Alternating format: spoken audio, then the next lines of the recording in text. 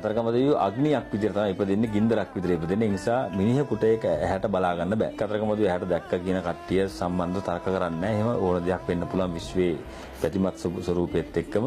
කතරගම දෙවියෝ විතරයි ඕම් කියන ශබ්දයෙන් තමන්ගේ විසුද්ධි මාර්ග බලය හෝ තමන් ආධ්‍යාත්මික බලය උපයගන්නේ. ඒ දෙවියෝ ලේසි පහසු දෙවි කෙනෙක් නෙවෙයි. යත් එක්ක ගනුදෙනුව එච්චර ලේසි නෑ. වේලාව උදේට වැන්දත් එකයි, කතරගම දෙවියන්ට වැන්දත් එකයි. 30 කෝටියක් දෙවියෝ ඉන්නවා කියලා අපි කියනවා. ඒක කොහෙන්ද ආවේ ඇත්තටම? ත්‍රිකාස්තිය උඩ පැත්තට හැරෙවුම් වේලාව උදේ. ඉතින් ඒක ඇත්තම ලෝකේ බලගතුම අවිය. ඒ වේලාව උදම් සාමී කියලා අදහන්නේ කතරගම දෙවියන්ට වේලාව උදේ කියලා කියන්නේ අම්මගේ ආදරේ. අම්මගේ තමන්ගේ තම දරුවෙක්ගේ සෙනෙහසට සම්බන්ධ බලයක් ඒ තියෙන්නේ. ඉතින් අදටත් සහස්‍රයේ මිනිස්සුන්ට උදව් කරගෙන ඉන්න දෙවියෝ තමයි කතරගම දෙවියෝ. තමන් ධාර්මික වෙන්න. කතරගම දෙවියන්ගේ ලෝකේ පණිවිඩය එච්චරයි.